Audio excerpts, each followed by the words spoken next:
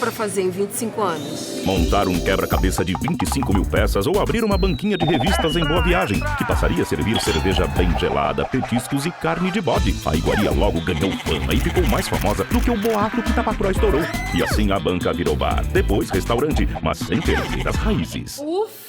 Ainda bem que transformaram a banquinha de revista em bar. Afinal, ninguém faz amigos fazendo palavras cruzadas. Entre amigos o bode. A vida fica melhor entre amigos. Se beber, não dirija. Segunda-feira, dia oficial da resenha. E junto com Diego Borges, a gente vai bater um papo sobre o clássico, a goleada do Sport e um pernambucano que está sendo destaque nacional. Primeiro, Diego, vamos começar falando sobre o Sport, que voltou a conhecer os 3 pontos, né? Importante, né? Depois desse jejum longo de 8 jogos sem vitórias, o Sport conseguiu uma goleada e uma vitória bem contundente, né? O Sport amassou o Afogados desde o começo do jogo, já pressionando e conseguiu 4 gols, o que vinha, de certa forma, buscando tentar terminar esse jejum dos atacantes aí. Conseguiu 4 com gols de 3 atacantes, 2 do Hernando Brocador. Então fez a lição de casa e agradou a torcida. Com certeza, né? O torcedor do Sport ficou bem satisfeito com a vitória. Agora, claro, né? Ainda é um pouco tranquilizante porque dá esse fim desse jejum. Só que, ainda calma, é só o Campeonato Pernambucano, Sim. Tem coisa muito pior pela frente. Dá para tirar um teste daí ainda não, né? Teste dá para dizer que sim, mas ainda não é o teste final da temporada. Sim. Ainda tem muita coisa pela frente, porque tem clássico ainda, tem Copa do Nordeste, que o Sport vai precisar. Tem muita melhorar tarefa o de rendimento. casa para fazer ainda, né? Tem sim, tem muita. E sobre o clássico, vitória segura do Santa Cruz, 2-0 em cima do Náutico.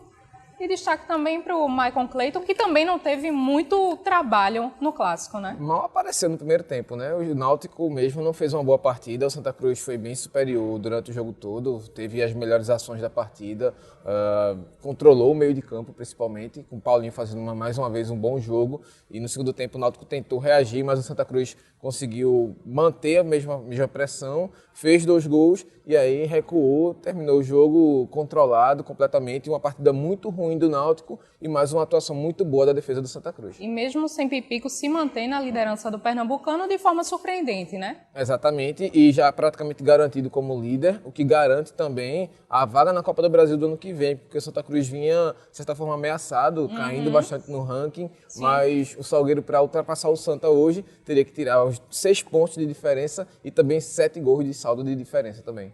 E depois dessa derrota, Diego, por 2-0, o que é que fica de lição para o Náutico, que não contou com o Dalpozo na beira do campo para dar aquelas instruções que poderiam, de repente, ter ajudado de certa forma?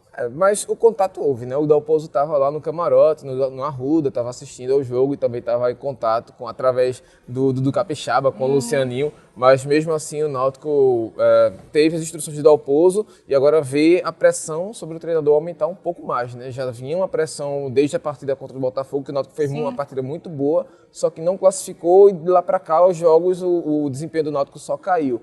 E agora com esse desempenho muito ruim no Clássico e ainda mais a perda do Ronaldo Alves, que é um jogador que se lesionou e a lesão ainda não está confirmada, mas deve ser uma lesão mais preocupante para o Náutico. Mais um jogador aí no estaleiro, mais um jogador no DM, já tem tantos atletas.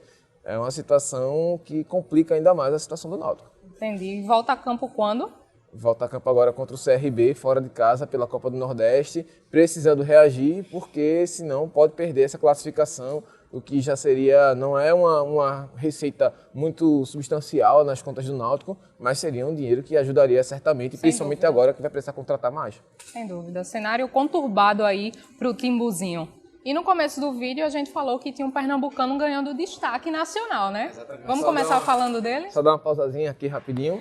O momento mais aguardado do resenha por você. Precisa, vai. Né? Faça as mais honras. do que merecido, merece, mais do que justo. Merece demais, vai. Porque esse time nasceu já um pouquinho grande, já em 2013, vem fazendo história, já entrou na elite do futebol pernambucano e agora também chamando destaque do Brasil inteiro, eliminando o Atlético Mineiro na Copa do Brasil, Afogados da Engazeira Futebol Clube, time lá da minha terrinha, do Sertão do Pajeú.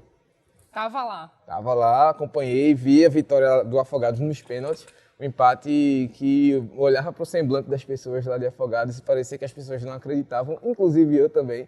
Foi um resultado, foi uma das melhores sensações de arquibancada que eu já vivi na vida. Surpreendente e de forma positiva, né? Ainda bem. Pois é, né? Crescendo mais o futebol do sertão pernambucano, que precisa tanto de apoio das instituições que fazem o futebol aqui e, de certa forma, mostrando para o Brasil mais um exemplo de superação. E de raça, né? Demais, de um time que sequer 10% da folha do Atlético Mineiro tem. Então, mostra mais uma vez o quanto o futebol pode ser espetacular, o quanto o futebol é surpreendente. E esse dinheiro que vai entrar agora já tem um destino programado no clube, né? Exatamente, né? Já tem as ideias de construção de um centro de treinamentos, até porque o time treina no estádio do Vianão, que é do município, lá da cidade de Afogados. E é interessante, né? Qualquer clube ter o seu centro de treinamentos, ter uma estrutura, até para fomentar também novos jogadores, novos atletas, crianças também da cidade que queiram jogar futebol. Totalmente. E esse bonezinho vermelho aí? Pronto. Não é só para esconder a careca, né? Ele tem um significado. Pois é, né? Eu sempre usei, mas também o goleiro, o Aleph, é um goleiro que... Deu mais um peso, deu mais um significado ao Justamente, boné, né? Já fez aí a relação, porque dia, faça noite, e ele tá sempre usando boné nos jogos.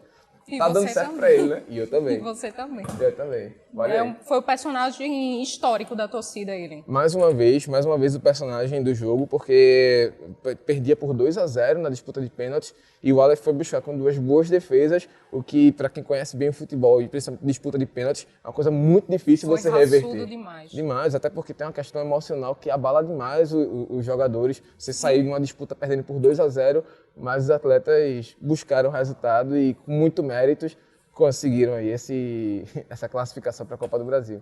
Parabéns ao Afogados e a gente continua atualizando você sobre o futebol pernambucano, nacional e internacional. Vamos Valeu, embora. Diego. Valeu.